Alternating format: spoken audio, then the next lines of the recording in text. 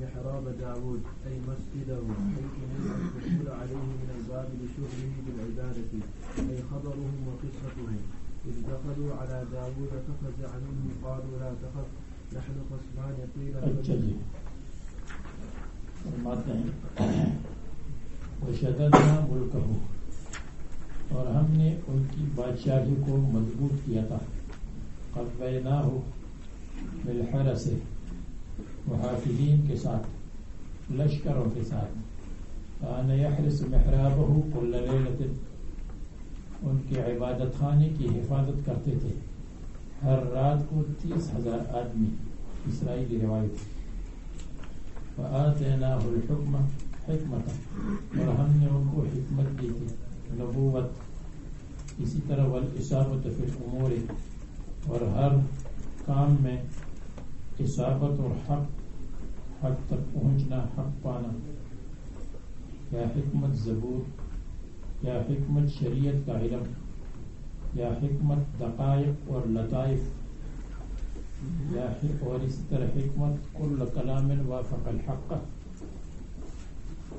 ہم نے ان کو نبوت دی تھی اور لطائف کا علم، شریعت کا علم کیا، وفصل الخطاب، اور ہم نے ان کو اما بعد دیا تھا۔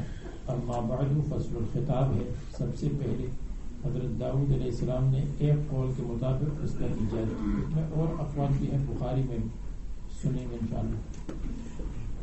اور یا فصل الخطاب، ہم نے ان کو خصومت کے فیصلے کرنے کی قوت دی تھی، قطع الخصام، فصل قتل، قطع، اور خطاب اس کے معنی ہے خصومت۔ یا فصل الخطاب، ہم نے ان کو الفصل بین الحق والباطل، حق اور باطل کی تمیز کی قوت دی تھی۔ یا فصل الخطاب کلاما فصیحا بینا، بہترین بولنے والے تھے۔ یا فصل الخطاب البینۃ علی المدعی والیمین علی المنکر، یہ ہے، یہ سب ہو سکتا ہے۔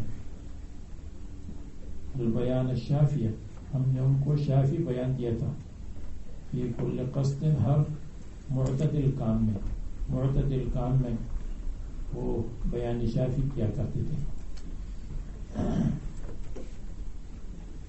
وَهَلْ أَتَاكَ نَبَأُ الْخَصْمِ، اور کیا آپ کے پاس پہنچا ہے نبأ الخصم، فریقین کا قصہ، فریقین آپس میں لڑ رہے تھے۔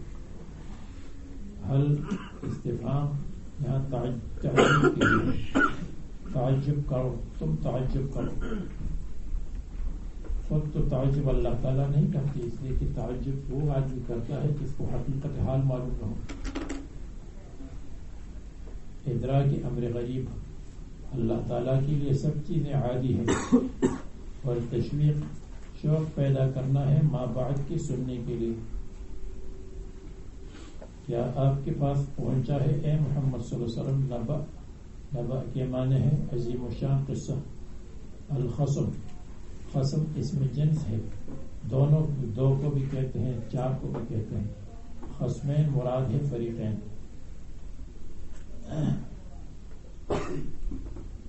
تصور المحراب جب وہ اوپر چڑھ کر داخل ہو گئے المحراب عبادت خانے میں. تصور اس کے معنی ہے جب انہوں نے چلانگا اور پھلانگنا پھلانگنا مشکل لفظ ہے، اور تصور اوپر چڑھ کر اندر داخل ہو گئے المحراب عبادت خانے میں.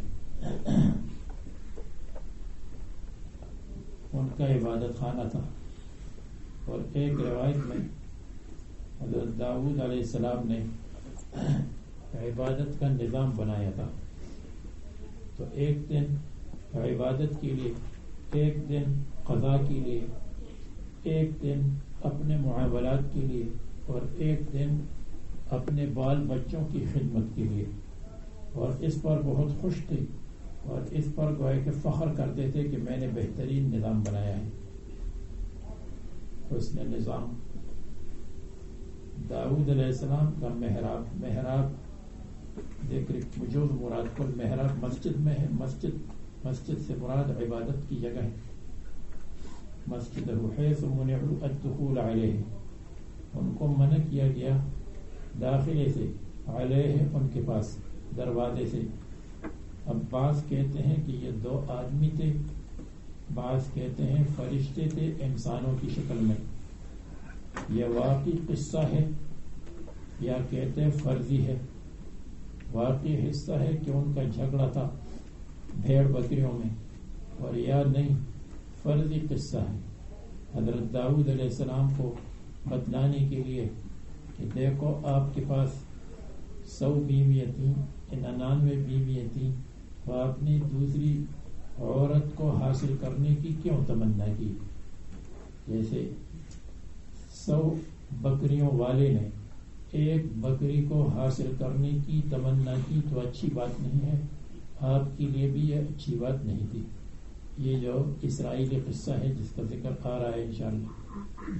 بہرحال بظاہر ایسا لگتا ہے کہ یہ دو آدمی واقعی آدمی تھے، فرشتے ورشتے نہیں تھے.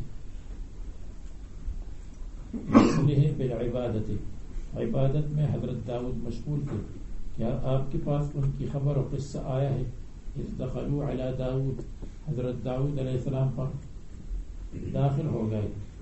ففزع منہم، فزع بدن پر آثار خوف ظاہر ہونے کو کہتے ہیں، جب بدن پر خوف کے آثار ظاہر ہو جائے. بس وہ ڈر گئے، گھبرا گئے منہم ان سے، اس لیے کہ یہ دروازے کے بغیر آئے تھے، بغیر اجازت کے آئے تھے، اور بادشاہ کے پاس آئے تھے. معمولی آدمی نہیں، بادشاہ کے پاس تو سیکورٹی ہوتی ہے. قالوا لا تخف، کہنے لگے لا تخف، آپ نہ ڈریں. خصمان یعنی نحن خصمان، ہم دو فریق ہیں. قیل فریقان لیطابق ما قبلہ من ضمیر الجمع، دو فریق ہیں. ما قبل میں دخلو آیا ہے، تو دخلو کا مطلب متعدد آدمی تھی، دو فریق تھے. اور یا خصمان دو فریق دو آدمی تھے. اور دخلو مجازن آیا ہے اس لیے کہ اثنین تثنیہ کے لیے بھی جمع کا صیغہ آتا ہے. بعض کہتے ہیں دو تھے، والضمیر بمعناہما، اور جمع کی ضمیر تثنیہ کے معنی میں ہے. اور خصم اس کا استعمال ہوتا ہے، یطلق استعمال ہوتا ہے ایک میں بھی زیادہ میں بھی. اور وہ دو فرشتے تھے بقول مصنف کے. فرشتے انسانی شکل میں آئے تھے تاکہ حضرت داؤد علیہ السلام کو ان کی غلطی بتا دے، نعوذ باللہ. جاء فی صورت خصمین، بظاہر آدمی تھے، فرشتے نہیں تھے.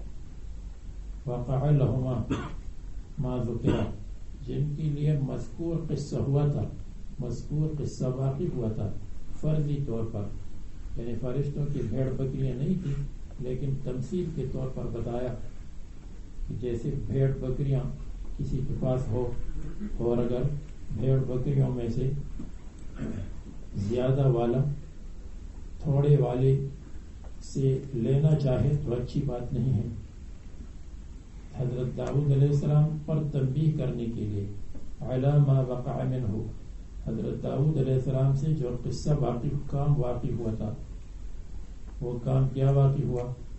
وہ یہ ہے کہ کان لہ 99 امرأۃ، ان کی 99 بیویاں تھیں، اور طلب امرأۃ شخص، اور ایک اور آدمی کی بیوی کو طلب کیا، لیس لہ غیرہا، جس کے پاس ایک بیوی تھی، اور اس کے ساتھ نکاح کیا، ودخل بہا، اور جماع کیا۔ تو اس واقعہ یہ ہے جو واقعہ پر اسرائیلی واقعہ بیان کرتے ہیں، تو اس میں پھر کہتے ہیں ایک شخص تھا، اس کا نام اوریا تھا، تو وہ حضرت داؤد علیہ السلام چھت پر چڑھ گئے تھے، اور اوریا کی بیوی پر نظر پڑی اور وہ پسند آئی۔ جب پسند آئی تو اس کو حاصل کرنے کا سوچا کہ اس کو میں حاصل کروں۔ اب اس کو حاصل کرنے کے لیے پھر مفسرین نے 4 روایتیں لکھی ہیں کہ یہ ہے یا یہ ہے یا یہ ہے۔ ایک یہ کہ اس اوریا کو، مسٹر اوریا کو، اس کے شوہر کو خطرناک جگہ پر بھیجا جہاں پر صندوق پکڑتے تھے فتح کے وقت، جہاں سے کوئی واپس نہیں ہو سکتا تھا، تو اس کو خطرناک جگہ پر بھیجا یہاں تک کہ قتل ہوا، اور اس کی بیوی سے شادی کی۔ خطرناک جگہ پر جہاں سے واپسی ناممکن تھی وہاں بھیجا۔ پھر دوسری روایت یہ ہے کہ اس سے طلب طلاق کی کہ تم اپنی بیوی کو طلاق دو، اور بنی اسرائیل میں اس کی عادت تھی کہ جس کی بیوی پسند ہو جائے، پسند آ جائے تو اس کو اس سے کہتے تھے طلاق دو۔ یہ دوسرا۔ نمبر 3 یہ کہ نکاح نہیں ہوا تھا، اوریا کی مخطوبہ تھی، اس کے ساتھ منگنی ہوئی تھی، تو اس کی منگنی کو توڑا اور خود اس کے ساتھ نکاح کیا۔ نمبر 4 یہ کہ کچھ بھی نہیں کیا تھا، اس کی موت کی تمنا کی، موت کی تمنا، کاش یہ مر جائے کہ اس کی بیوی مجھے مل جائے، اور وہ مر گیا۔ تو فرشتے اس شکل میں آئے کہ دیکھو جیسے 99 دمبیوں والا آدمی ایک دمبی کو اپنے ساتھ ملا دے تو یہ زیادتی ہے، تو آپ نے 99 بیویوں کے باوجود ایک اوریا کی بیوی کو اپنے ساتھ ملانے کی کوشش کی، یہ آپ نے غلط کام کیا، یہ اچھا کام نہیں کیا۔ یہ روایت اسرائیلی روایت ہے اور قرآن کریم کے ساتھ منافی ہے۔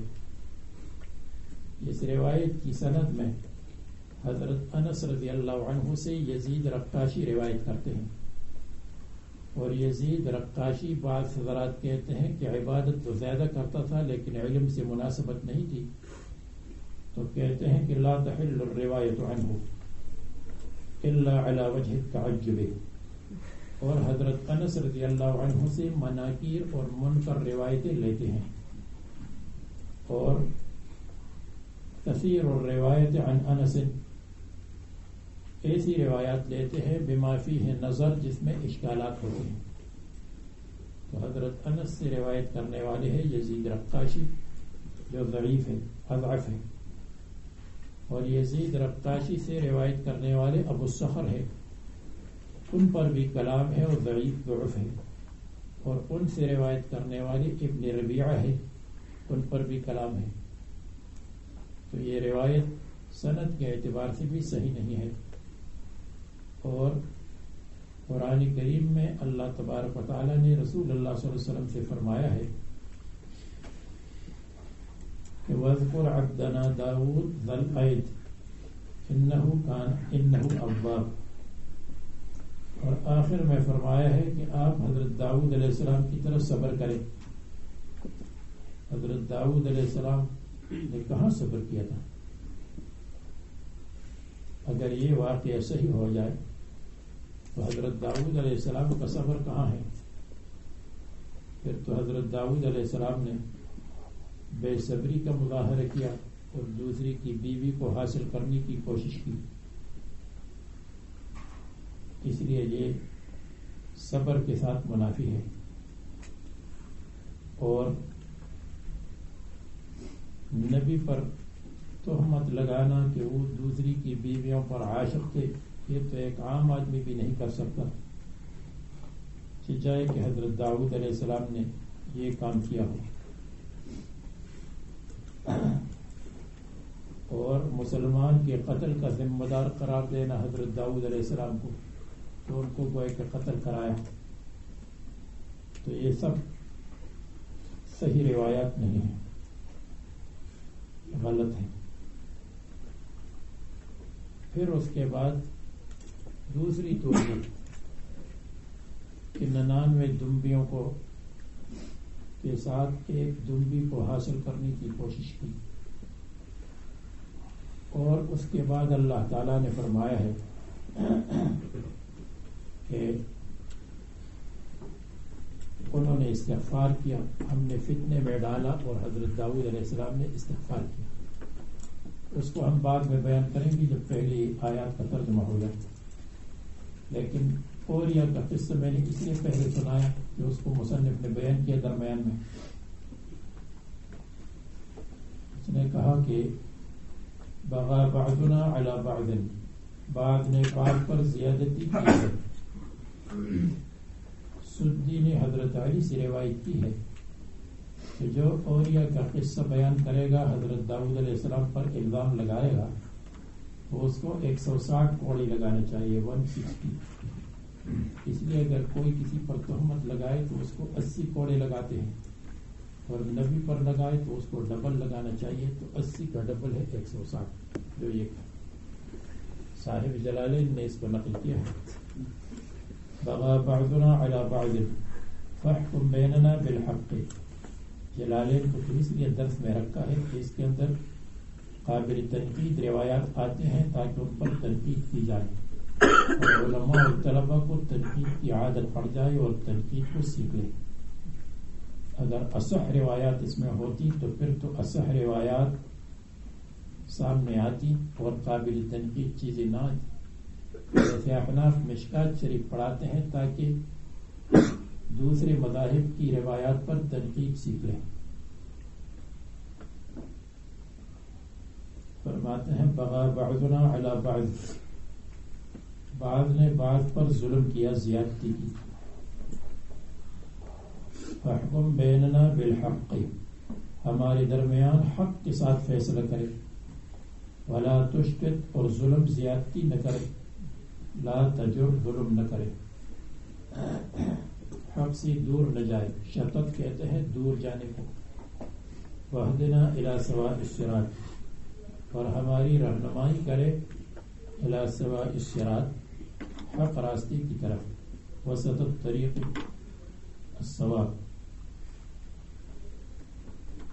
ان هذا اخی له 99 نعجة، یہ میرا بھائی ہے نسباً یا دینا، دین میں بھائی ہے. اس کے پاس 99 دمبیاں ہیں، 99 دمبیاں. یعبر بها عن المرأة، کہتے ہیں یہ بیوی سے تعبیر ہے، یعنی مراد ان کو اشارہ بتانا ہے کہ یہ آپ کی بیویوں کا معاملہ ہے. اور پیغمبر کی بیوی کو نعجہ کہنا، دمبی کہنا، یہ کون سا ادب ہے؟ صاحب جلالین نقل کرتے ہیں تاکہ وہ آنے والوں کے لیے تنقید کا راستہ کھول دے. ولی نعجۃ واحدہ، اور میرے پاس ایک دمبی ہے. فقال اکفلنیہا، فقال پس 99 والا کہتا ہے کہ اکفلنیہا، کفالت ملانے کو کہتے ہیں. کفالت، الکفالت ضم ذمۃ الی ذمۃ اخرى. تو اکفلنیہا یعنی اعطنی لاضمها الیہ، یہ ایک دمبی مجھے دے دو تاکہ میں ملا دوں اپنی دمبیوں کے ساتھ. تو اکفلنیہا، مجھے دے دو تاکہ میں ملا دوں. اگر کفالت سے ہو یا کفلوں سے ہے تو اکفلنیہا، تو معنی یہ ہے کہ اکفلنیہا اس کو میرا حصہ بنا دو، اجعلہ کفلا لی، اس کو میرا حصہ بنا دو تاکہ یہ بھی میرے حصے میں ہو جائے. تو یہ کام کرو، اجعلنی کافلہ، مجھے اس کا کفیل اور ذمہ دار بنا دو، یعنی میرے حوالے کر دو. اکفلنیہا، یہ ایک دمبی میرے حوالے کر دو. فعزنی فی الخطاب، اور غالب آ گیا مجھ پر فی الخطاب، میڈیا میں، الجدال، بحث میں. فاقرہ الآخر علی ذالک، اور دوسرے نے اس کا اقرہ برقرار رکھا، علی ذالک، اس بات پر کہ ٹھیک کہہ رہا ہے. وعزنی فی الخطاب، یہ مجھ پر بات چیت میں غالب آ گیا. یعنی جو صاحب کثیر ہے اس نے کہا کہ دیکھو یہ اس کی ایک دمبی ہے اور میری 99 دمبیاں ہیں، تو اس کی ایک دمبی کبھی کبھی ہماری طرف دوڑ کر آ جاتی ہے اور ہماری دمبیاں اس کی طرف نہیں جاتی، اس لیے کہ کثیر جانور قلیل کی طرف نہیں، قلیل جانور کثیر کی طرف دوڑتے ہیں. اس کی دمبی ہماری طرف آ جاتی ہے تو یہ ہمارے لیے باعث تکلیف ہے. اس کی دمبی ہماری طرف کیوں آ جائے؟ جیسے کسی کے پاس مرغیاں ہیں، ایک کے پاس ایک مرغی ہے تو ایک مرغی دوڑ کر ایک کثیر کے پاس چلی جائے گی. تو اس لیے یہ اچھی بات نہیں ہے. اور اس کی بکری بددمبی اکیلی ہے تو یہ بے بے کرتی ہے ہمیشہ کے لیے، ہمارا دماغ خراب کیا. اس لیے کہ جب جانور اکیلا ہو تو روتا ہے اور ہمارے پاس تو زیادہ جانور ہے وہ نہیں روتے. اعلیٰ هذا القیاس، اسی طرح فرضی ادھر ادھر کی باتیں کہیں تو یہ ہے عزنی فی الخطاب، جس کا ترجمہ میں نے کیا میڈیا میں غالب آ گیا. میڈیا اسی کو کہتے ہیں کہ سچ غلط کو صحیح ثابت کرے اور جھوٹ کو سچ ثابت کرے.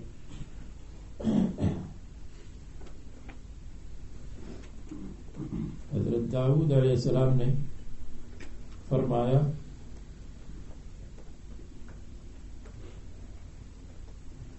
لقد ظلمك بسؤال نعجتك الى نعاجه، اس نے ظلم کیا آپ پر، بتحقیق ظلم کیا.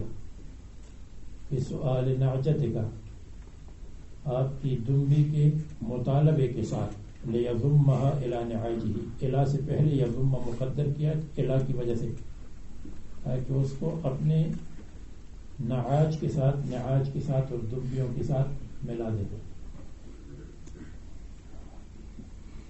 وَإِنَّ كَثِيرًا مِنَ الْخُلَطَاءِ لَيَبْغِي بَعْضُهُمْ عَلَى بَعْضٍ، اور بہت سارے شرکاء، یعنی جو ایک قسم کا کام کرتے ہو، شریک کا یہ مطلب ہے کہ یا دونوں کام میں شریک تھے، یا شریک کا مطلب ایک قسم کا کام کرتے تھے. ایک بھی بکریاں رکھتا تھا اور دوسرا بھی دمبیاں رکھتا تھا. تو بعض پر ظلم کرتے ہیں. الا الذین آمنوا وعملوا الصالحات، ایمان اور عمل صالح والے مستثنی ہیں. وقلیل ما هم، اور بہت کم ہے یہ عمل صالح والے اچھے لوگ. یعنی وقلیل خبر اور ما تاکید کے لیے، اور ہم مبتدا، ما تاکید قلت کے لیے.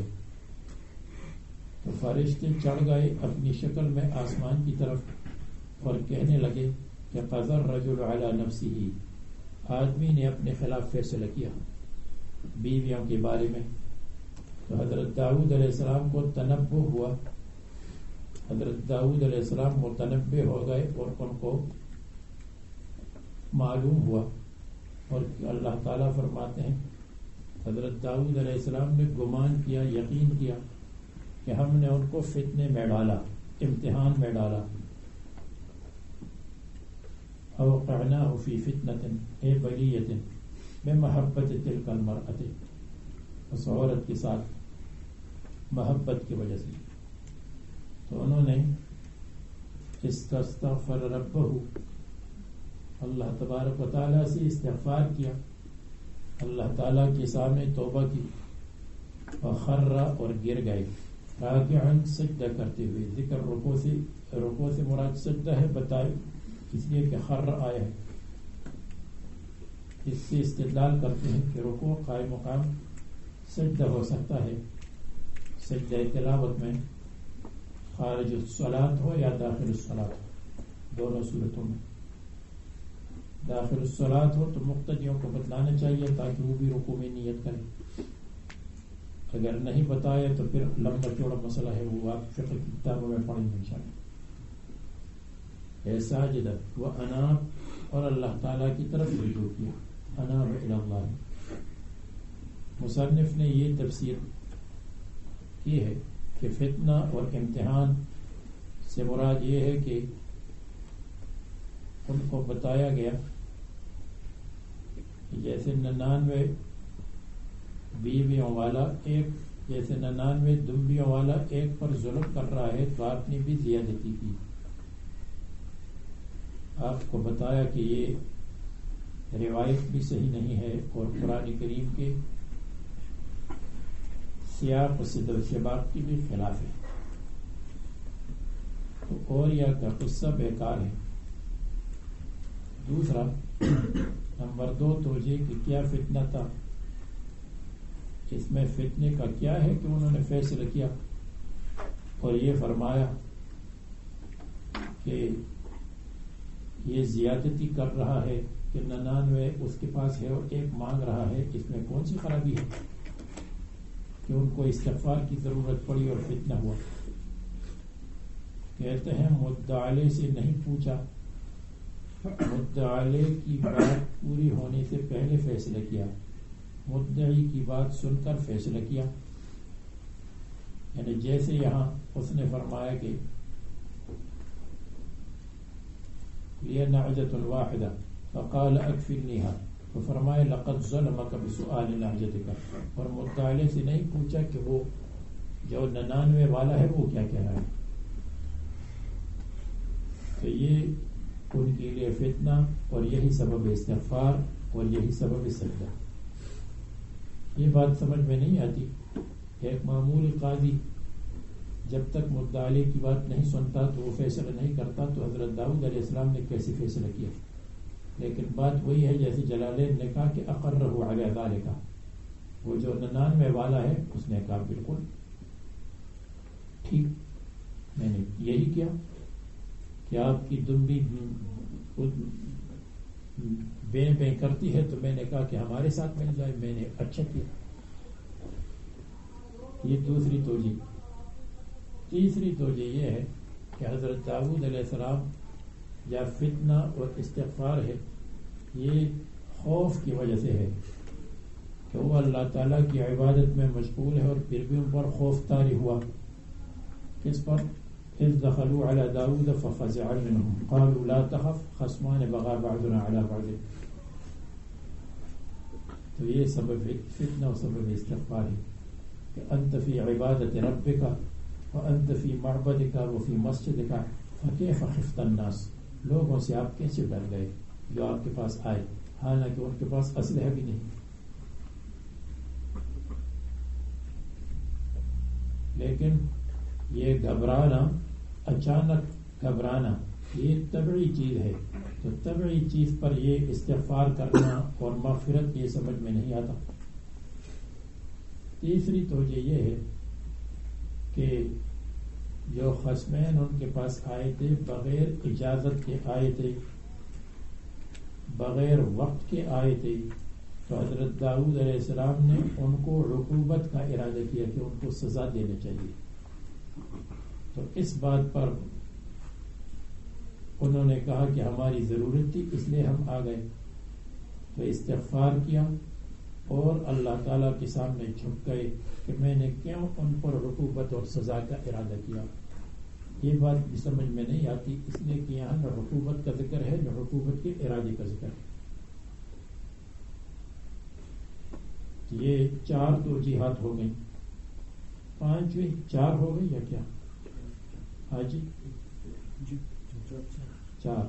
اوریا کا قصہ، مدعا سے نہیں پوچھا، ڈر گئے تھے، عقوبت کا ارادہ کیا.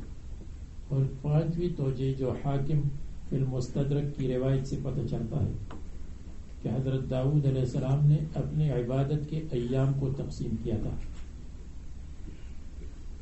ایک دن عبادت کے لیے، ایک دن قضاء کے لیے، ایک دن اپنے معاملات کے لیے، ایک دن فیملی کے لیے. جو عبادت کا دن تھا اس میں فیصلہ نہیں ہوتا تھا، اور اس تقسیم پر حسن انتظام پر خوش تھے. اور اللہ تعالیٰ نے اس انتظام کو توڑا کہ یوم العبادت میں قضاء والے آ گئے، اور اللہ تعالیٰ نے بتایا کہ قضاء کی بھی عبادت ہے. جب آپ عبادت کے دن فیصلہ نہیں کرتے تو فیصلے والے کہاں جائیں گے؟ تو اس بات پر فاستغفر ربہ وخر راکعا واناب. یہ حدیث اس سلسلے میں حاکم کی حدیث ہے، لیکن وہ حدیث اس آیت کریمہ کی تفسیر ہو یہ ثابت نہیں ہے کہ اس آیت کی تفسیر میں یہ حدیث آئی ہو. تو یہ 5 توجیحات حضرات نے فرمائی ہیں. ان 5 کے علاوہ جو آخری توجیہ ہے اس کو ہم برقرار رکھے کہ حدیث سے ثابت ہے، اس کے ساتھ ایک اور چیز بھی ملا لیں. اس بات پر بھی استغفار کیا کہ حسن انتظام آپ نے نہیں کیا، دیکھو ہم نے توڑا، اور یوم العبادت یوم القضاء بن سکتا ہے. اور ایک روایت میں انہوں نے دن کو بھی تقسیم کیا تھا کہ فلان وقت ایک عبادت کرے، فلان وقت دوسری عبادت کرے. یعنی دن کو پوری فیملی پر تقسیم کیا تھا کہ فلان گھنٹے میں فلان عبادت کرے، فلان وقت فلان کرے. اس سے ایک اور بات اس کے اندر بھی سامنے آتی ہے کہ 99 دمبیوں والے نے کہا کہ ایک دمبی میرے حوالے کرو، تم کیا کرتے ہو ایک کو، اور تم ہماری تجارت کو خراب کرتے ہو. اس لیے کہ 99 کے لیے بہت سارے لوگوں کو رکھنا پڑتا ہے اور اشتہارات دینے پڑتے ہیں، اور ایک بکری کے لیے یہ نہیں دینا پڑتا، نہیں کرنا پڑتا. تو اس قصے کا خلاصہ یہ ہے کہ جو زیادہ والا ہے وہ کم تجارت والے کو برداشت نہیں کرتا، اور یہی ہر ملک میں فساد کی جڑ ہے. تو اس بات پر استغفار کیا.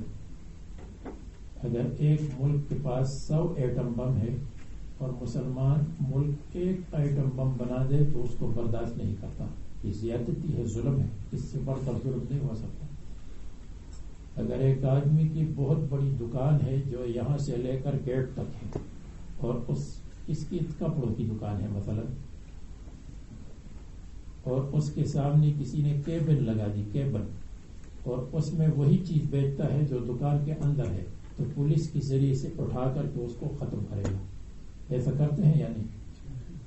تو یہ ہے ان هذا اخي له 99 نعجة ولي نعجة واحدة فقال اكفلنيها فعزني في الخطاب. اگر ایک مدرسے میں 100 طالب علم ہے اور اس کے قریب ایک اور مدرسہ بن گیا جس میں 40 طلبہ ہے، تو یہ کہیں گے یہ کیوں بنایا، کیا اس کی ضرورت تھی؟ یہ ختم ہونا چاہیے. تو یہ استغفار کی چیز تھی کہ حضرت داؤد علیہ السلام کو بتایا گیا کہ آپ کا ملک جو انصاف کا ملک ہے اس میں فساد کی جڑ موجود ہے، اس لیے اس کی اصلاح کی ضرورت ہے. اور فساد کی جڑ کیا ہے کہ بڑا چھوٹے کو برداشت نہیں کرتا. تو یہ ہے استغفار کا سبب.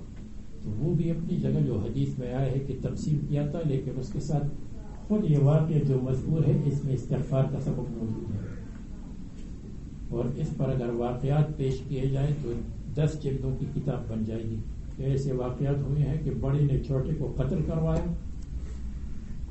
ایسے واقعات ہوئے ہیں کہ لوگ باہر سے آئے ہیں اور انہوں نے کسی دکان کے سامنے دکان لگائی ہے اور اس کو بتایا گیا کہ آپ چھوڑ دیں، یہاں سے چلے جائیں، اور جب وہ نہیں گیا تو پولیس کو پیسے دے کر کے اس کو وہاں سے اٹھا کر باہر پھینک دیا تاکہ اس کی چھوٹی تجارت بڑی تجارت کے مقابلے میں نہ رہے. بہت اچھے لوگ ہوتے ہیں. ایک کمپنی والے نے بتایا کہ ایک بڑا آدمی تھا جس کی بہت بڑی دکان تھی ریڈی میڈ کپڑوں کی، بنے بنائے کپڑے، اور اس کے سامنے ایک آدمی نے چھوٹی کیبن لگائی جس میں وہی ریڈی میڈ کپڑے تھے. تو جس کمپنی سے دونوں خریدتے تھے وہ جو بڑی دکان ہے اس نے کمپنی والے سے کہا کہ اگر آپ اس کو بیچتے ہیں تو ہم آپ سے لینا بند کر دیں گے. اس نے کہا ہم کیا کریں گے, وہ تو ہم سے خریدتا ہے 10,000 کا اور آپ ہم سے خریدتے ہیں ملین کا بلین کا, اس لیے بند کر دیا. ایسے واقعات ہوتے ہیں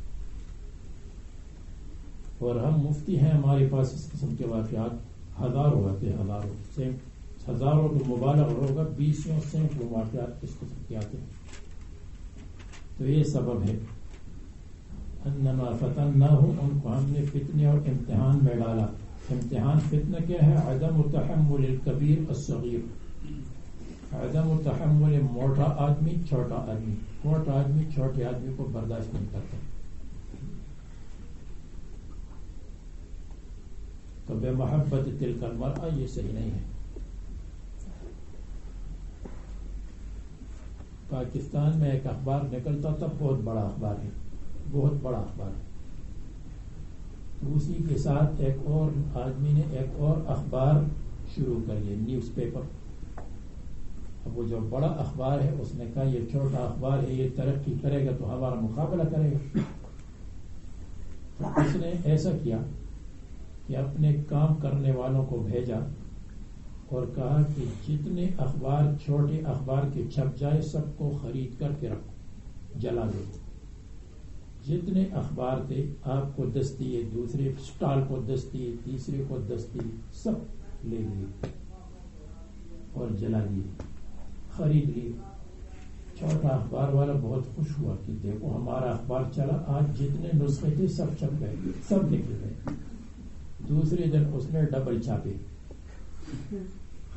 10,000 کی جگہ 20,000 چھاپے.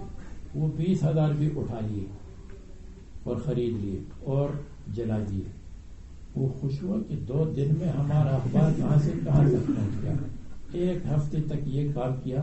جب اس نے تعداد 1 لاکھ تک مثلا پہنچا دی تو پھر 1 ہفتے کے بعد اپنے آدمیوں کو بٹھایا اور 1 لاکھ سارے نسخے دفتر میں واپس آ گئے الا چند, اور 1 ہفتے کے اندر وہ اخبار بیٹھ گیا اور بند ہو گیا.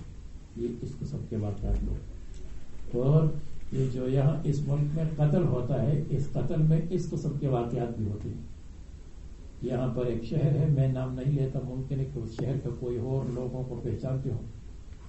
تو وہاں ایک قصائی تھا جو گوشت بیچنے والا بوچر, وہ کم قیمت میں بیچتا تھا. اس کی دکان چھوٹی تھی, چھوٹی دکان کا سنبھالنا آسان ہے, ملازمین نہیں ہوتی, صفائی نہیں ہوتی اور کام کرنے والے نہیں ہوتے, تو وہ کم پر بیچتا تھا اور دوسری بوچر زیادہ پر بیچتی تھی.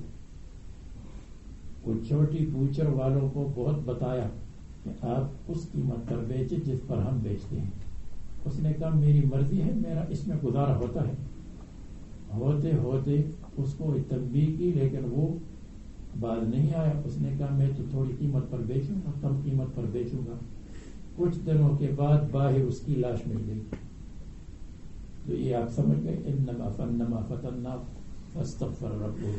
جس ملک کے اندر یہ فساد ہوتا ہے, یہ کہ بڑا چھوٹے کو برداشت نہیں کرتا, وہاں مصیبت ہوتی. فغفرنا له ذلك وان له عندنا لزلفا, اور بے شک ان کے لیے ہمارے پاس لزلفا قرب کے درجات ہیں, قرب درجات ہے, زیادت خیر فی الدنیا وحسن مآب, اور بہترین انجام ہے.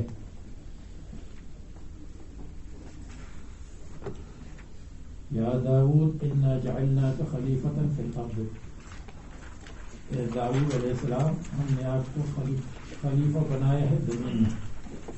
تدبر امر الناس, لوگوں کے کام کی تدبیر کرتے ہیں.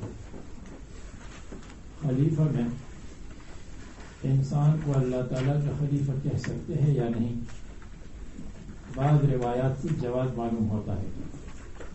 حضرت علی رضی اللہ عنہ نے فرمایا تھا اولئک خلفاء اللہ فی الارض, یہ اللہ تعالیٰ کے خلفاء ہیں, یہ جو حکام ہیں اللہ تعالیٰ کے خلفاء ہیں. اور ایک اعرابی نے حضرت ابو بکر سے کہا یا خلیفۃ الرحمن انا معشر حنفاء نسجد بکرتا و اصیلا. انہوں نے کہا یا خلیفۃ الرحمن، خلیفہ رحمان کی طرف منسوب ہو گیا. بعض کہتے جائز نہیں ہے، اس لیے کہ ابو بکر صدیق نے کہا تھا کہ لست بخلیفۃ الرحمن لست بخلیفۃ اللہ انما انا خلیفۃ رسول اللہ صلی اللہ علیہ وسلم. میں خلیفۃ اللہ نہیں ہوں، خلیفۃ رسول اللہ صلی اللہ علیہ وسلم. تطبیق کی شکل یہ ہے کہ اگر خلیفہ کا مطلب یہ ہو کہ جو تکوینیات میں معاملات اور کام کو نافذ کرے گا تو اللہ تعالیٰ کا کوئی خلیفہ نہیں ہے. اللہ کا یہ خلیفہ نہیں ہے کہ وہ اللہ تعالیٰ کی نظام کو چلائے گا. تو لیس احد خلیفۃ للہ فی تنفیذ النظام، نظام چلانے میں کہ کسی کو موت دے دے، کسی کو حیات دے دے، کسی کو بیمار کر دے، کسی کو ٹھیک کر دے. تو نظام کی تنفیذ میں اللہ کا کوئی خلیفہ نہیں، اور احکام شرعیہ کی تنفیذ میں اللہ تعالیٰ کا خلیفہ ہے.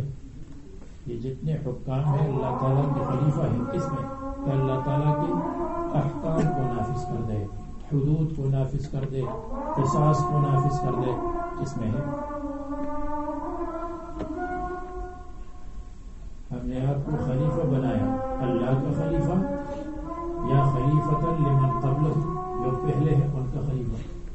فاحکم بین الناس بالحق، آپ لوگوں کے درمیان سچا فیصلہ کرے جیسے اب تک کیا ہے.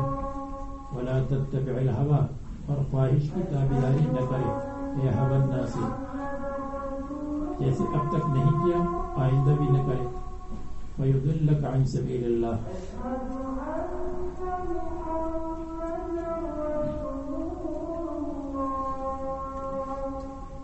بس خواہش آپ کو گمراہ کر دے گی اللہ تعالیٰ کے راستے سے.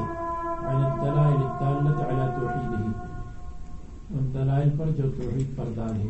ان الذین یضلون عن سبیل اللہ، بے شک وہ لوگ جو اللہ تعالیٰ کے راستے سے ہٹتے ہیں، گمراہ ہوتے ہیں. عن الایمان لهم عذاب شدید، ان کے لیے عذاب شدید ہے. بما نسوا یوم الحساب، اس لیے کہ وہ بھول گئے ہیں حساب کے دن کو، حساب کے دن کو بھول گئے ہیں، یعنی اس کے لیے تیاری چھوڑی ہے.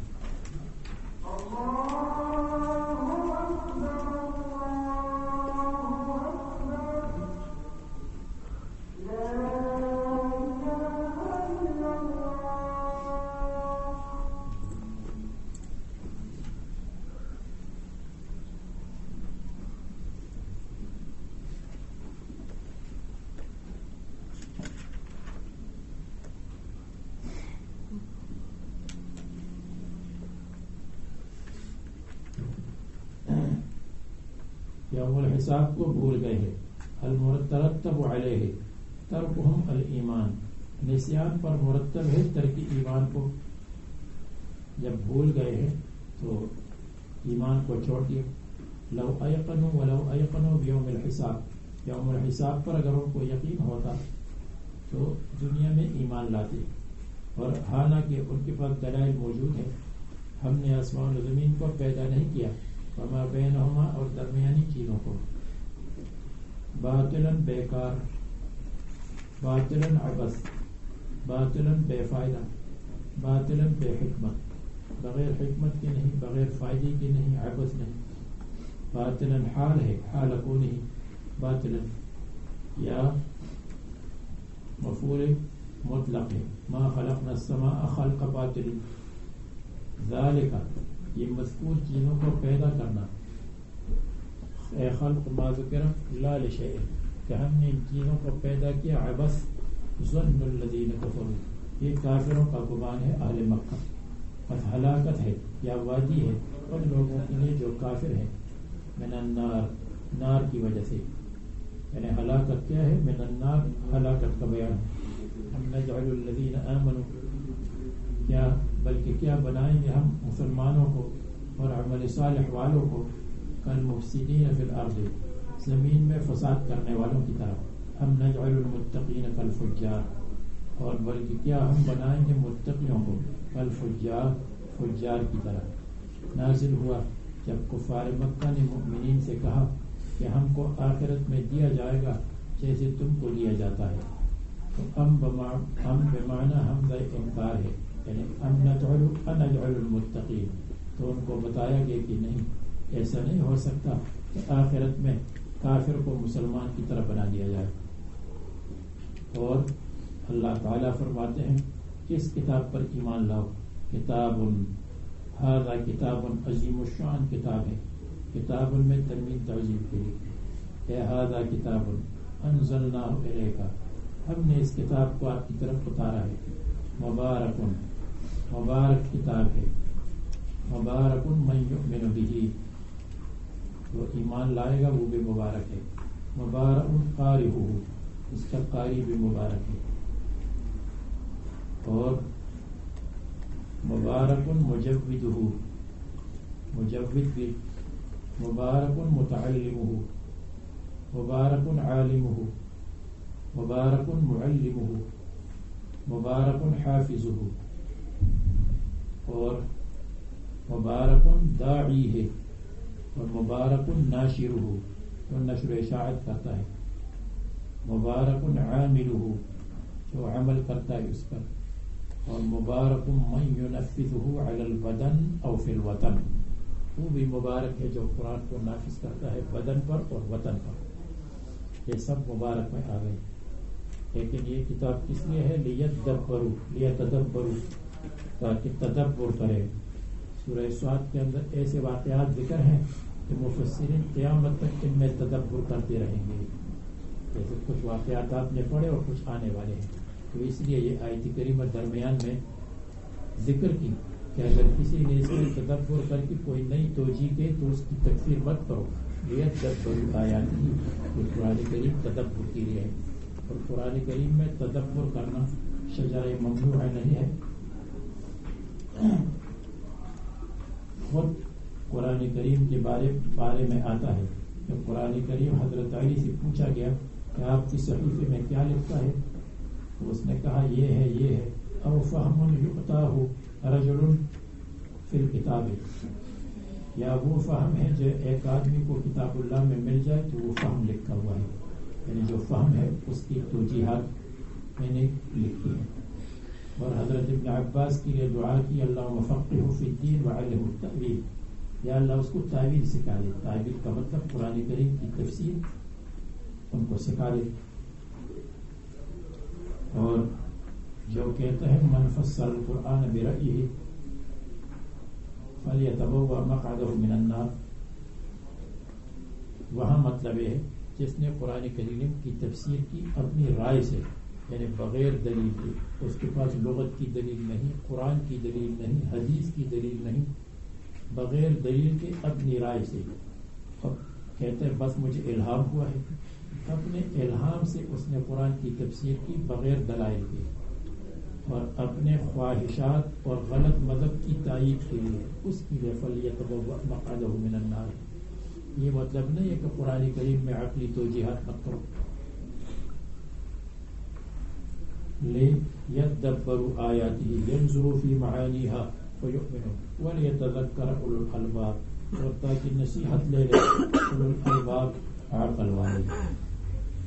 اور اس کے بعد حضرت داؤد علیہ السلام کا قصہ، اس کے بعد حضرت سلیمان علیہ السلام کا قصہ بیان ہوگا انشاءاللہ.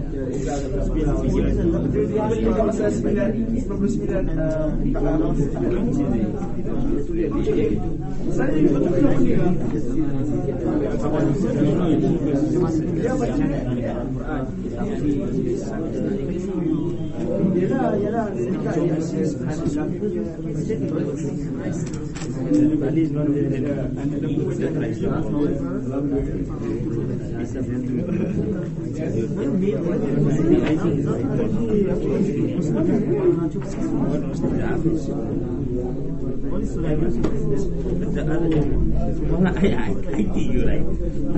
Bali Faisal principle.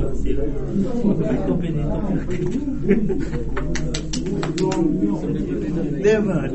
The fact that they'll come, they'll shake hands, they'll hug each other, they'll mix over Tadi Pavitra. I can tell you the face. It's like you say, it's your this thing goes. Yeah. It was just a matter of the Qadr. They understand Mr. Qadr, Mr.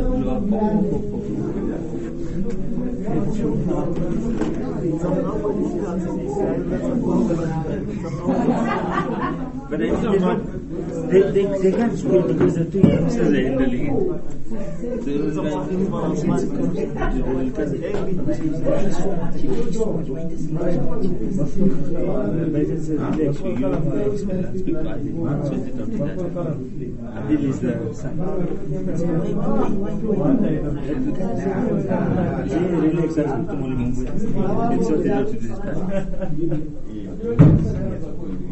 My doctor is something it's a little serious in this story. You know it? Look at this.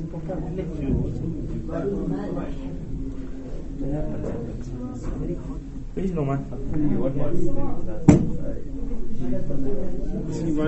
Nu'man bin Thabit. You remember that for life? Hey no man, you mustn't do business, you hear me?